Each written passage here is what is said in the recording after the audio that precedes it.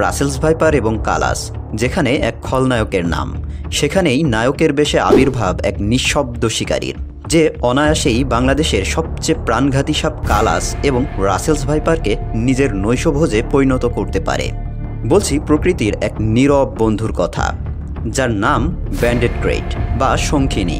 বাংলায় এদেরকে শাখামুটিও বলা হয়। দেখতেও অপূর্ব, সারা শরীর জুড়ে থাকে হলুদ এবং কালো রঙের নিখুঁত ব্যান্ড।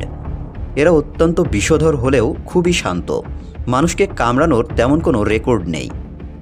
আমাদের দেশে 5 ধরনের ক্রেট বা কালাস প্রজাতির সাপ দেখা যায়। এগুলো হলো common krait, Wall's krait, lesser black krait, greater black krait এবং ব্যান্ডেড ক্রেট। কালাস প্রজাতি নিয়ে বিস্তারিত জানতে ডেসক্রিপশন বক্সে দেয়া কালাস নামা ভিডিওটি দেখতে পারেন। সাধারণত কালাস প্রজাতির সাপেদের নীরব ঘাতক বলা হয়, কিন্তু ব্যান্ডেড ক্রেটরা কালাস প্রজাতির সাপ হলেও এদের স্বভাব চরিত্র কালাস প্রজাতির অন্যান্য সদস্য থেকে সম্পূর্ণ বিপরীত, যেটা ব্যান্ডেড ক্রেটকে মানুষ এবং প্রকৃতির পরম বন্ধুতে পরিণত করেছে।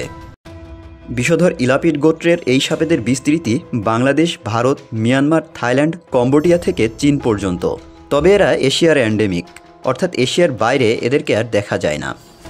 লম্বায় শঙ্খিনীরা 1.5 থেকে 2 মিটার হয়ে থাকে। গায়ের হলুদ এবং কালো রঙের ব্যান্ড দেখে সহজেই এদেরকে শনাক্ত করা যায়।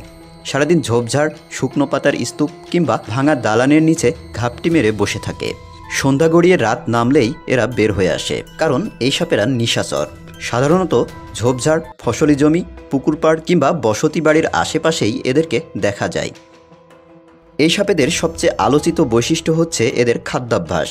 এরা প্রধানত অন্যান্য প্রজাতির সাপ খেয়ে থাকে। বিশেষ করে কালাস এবং রাসেলস ভাইপার এদের খাদ্য তালিকার অন্যতম প্রধান মেনু। ফলে প্রকৃতিতে যথেষ্ট পরিমাণে ব্যান্ডেড ক্রেট থাকলে দেশের সবচেয়ে প্রাণঘাতী সাপ কালাস এবং রাসেলস ভাইপারের সংখ্যাও নিয়ন্ত্রিত থাকে। অন্যান্য ক্রেট প্রজাতির সাপের মতো শঙ্খিনীদের বিষের ধরনও নিউরোটক্সিন। অত্যন্ত বিষধর এই সাপেরা প্রতি ছোবলে 90 মিলিগ্রাম পর্যন্ত বিষ প্রয়োগ করতে পারে।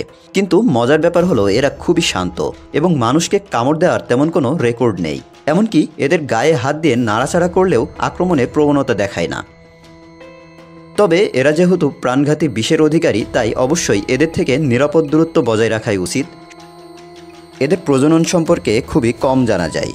গ্রীষ্মের শেষ দিকে এরা গর্তে কিংবা পচা গাছের গুড়ির নিচে 8 থেকে 14টি ডিম পাড়ে। ডিম ফুটে বাচ্চা বের হতে সময় লাগে 60 থেকে 80 দিন। অনেকেই না বুঝে পরম উপকারী এই সাপেদের মেরে ফেলে, ফলে এদের সংখ্যাও কমে গিয়েছে। বর্তমানে 2012 সালের বন্যপ্রাণী সংরক্ষণ আইনে বাংলাদেশে এই প্রজাতির সাপেরা সংরক্ষিত।